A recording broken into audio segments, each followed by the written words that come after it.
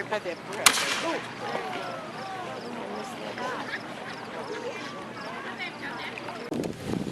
Okay, I'm working on a deer hide right now. The deer provided meat, tools, leather for clothing, important fat, and other nutrients from the organ meat. So they were an incredibly useful animal to the native people. And what I've had is this hide I've been working on this weekend.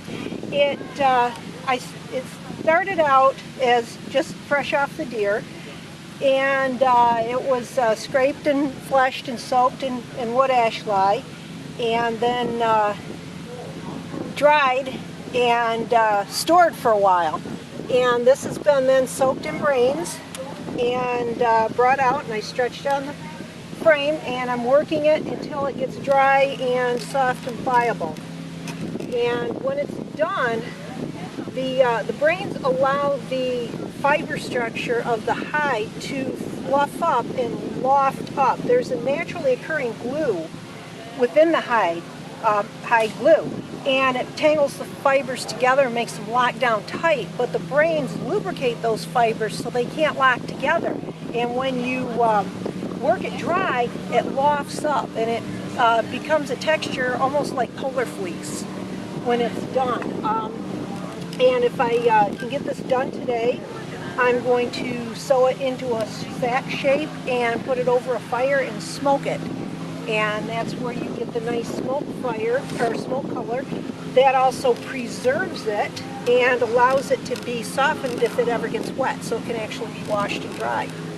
And it's an incredibly tough fabric when you're done. I mean, you see how tightly it's stretching right here, and how tight or how hard I'm pushing on it and not pushing through it with this stick. So it's a really wonderful, durable clothing item that is breathable, and it's warm in the winter and cool in the summer, and just incredibly soft and comfortable.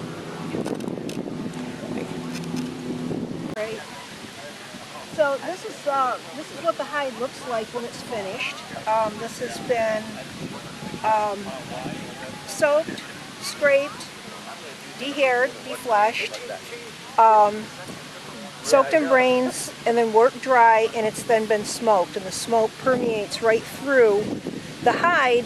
It coats all the fibers in a layer of the smoke, and that helps to preserve it, and it helps to you can soften it if it gets wet ever again. It helps keep those fibers from locking back together. And these are two doe hides, two small doe hides, and they are very thin, and you can see how drapey they are. It's too bad you can't feel how soft they are, because they are just incredibly soft and smooth. This is a larger, let me see what I have here. This is a larger one. You can smoke them lighter and darker, of course. This is a larger buck hide. It's thicker because the bucks were bigger and they had tougher skin to, you know, keep rival deer antlers from punching through. And there's another buck. That's a nice big one. And you can see sometimes things happen to the hides. The smoke doesn't get all the way through them. So, oh well, that's all right. We can cut around that.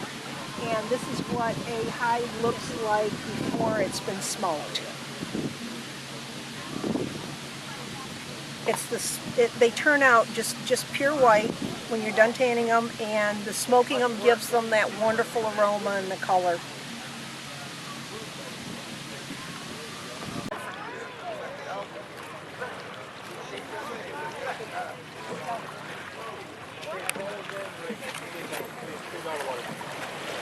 Aguanta, Miriam, aguanta.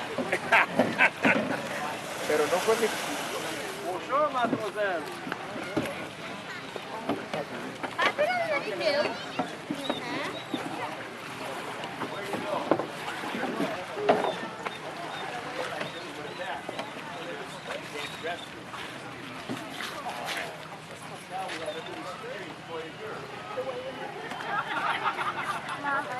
started.